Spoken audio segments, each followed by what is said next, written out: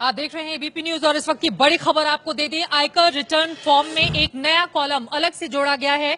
Income tax return में नया column डाला गया है और इस कॉलम में नोटबंदी के दौरान जमा पैसे की जानकारी अब आपको देनी होगी।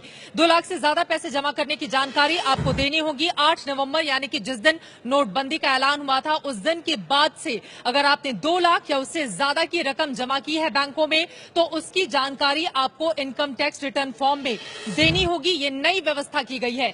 शिशिर सिन्हा हमारे संवाददाता इस वक्त जुड़ चुके हैं ज्यादा जानकारी के साथ। शिशिर, विस्तार से बताइए ये नई व्यवस्था किन किन बातों को ध्यान में रखते हुए की गई है और क्या है इसमें?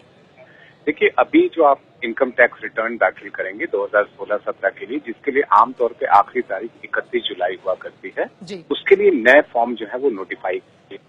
अगर आपकी आमदनी 50 लाख रुपए से कम है और आपको सिर्फ ब्याज का इनकम मिलता है और आपकी सैलरी है और 1 घंटे तक कमाई होती है, तो आप ITR 1 का यूज कर सकते हैं। पहली बार इसमें एक विशेष कॉलम जोड़ा गया है और यहाँ पर कहा गया कि नोटबंदी के दौरान यानी कि 8 नवंबर से लेकर के 30 दिसंबर के बीच में यदि आपने बैंक खाते में 2 लाख रुपए या उससे ज्यादा जमा कराए हैं तो उसकी जानकारी देनी जरूरी होगी।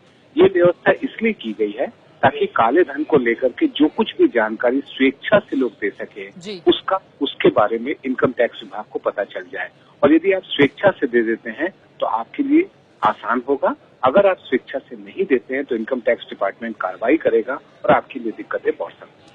बहुत शुक्रिया शिशिर सिन्हा इस पूरी जानकारी के लिए। तो ये नई व्यवस्था की गई है इनकम टैक्स विभाग की ओर से। नोटबंदी के दौरान यानी कि 8 नवंबर से 30 दिसंबर के बीच 2 लाख या उससे ज्यादा की रकम अगर आपने बैंक में जमा की है तो इसकी पूरी जानकारी आपको ITR में देनी होगी। ये है एबीपी न्यूज, आपको रखे आगे।